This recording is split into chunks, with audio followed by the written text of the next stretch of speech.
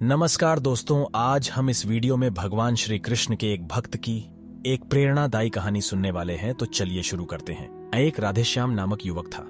स्वभाव का बड़ा ही शांत एवं सुविचारों वाला व्यक्ति था।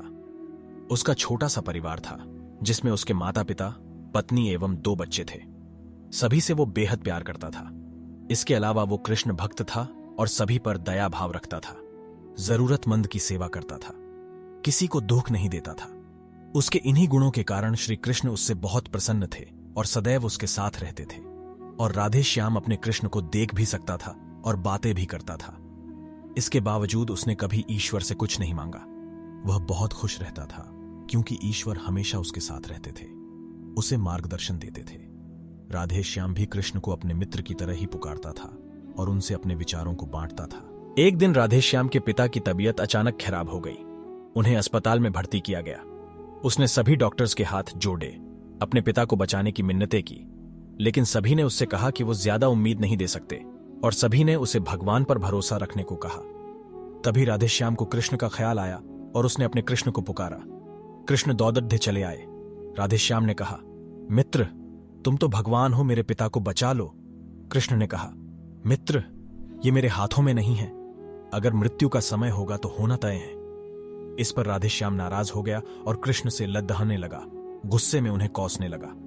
भगवान ने भी उसे बहुत समझाया पर उसने एक ना सुनी। तब भगवान कृष्ण ने उससे कहा, मित्र, मैं तुम्हारी मदद कर सकता हूं, लेकिन इसके लिए तुम्हें एक कार्य करना होगा।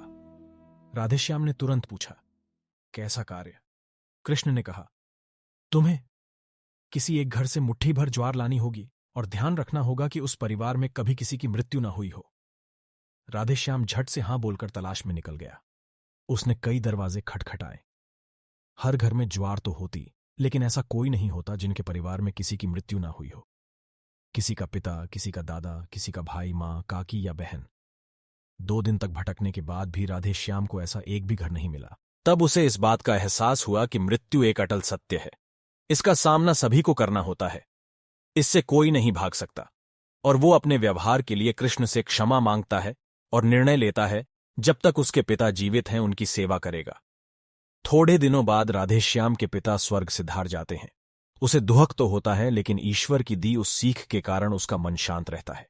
दोस्तों, इसी प्रकार हम सभी को इस सच को स्वीकार करना चाहिए कि मृत्यु एक अटल सत्य है।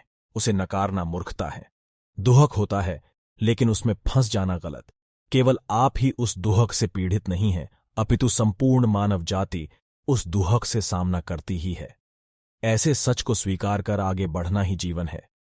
कई बार हम अपने किसी खास के चले जाने से इतने बेबस हो जाते हैं कि सामने खड़े रहा जीवन और उससे जुड़े लोग हमें दिखाई ही नहीं पड़े देते। ऐसे अंधकार से निकलना मुश्किल हो जाता है। जो मनुष्य मृत्यु के सत्य को स्वीकार कर लेता है, उसका जीवन भार विहीन हो जाता है और उसे कभी कोई कष्ट तोड़ ही नहीं सकता। वो जीवन के हर क्षेत्र में आगे बढ़ता जाता है।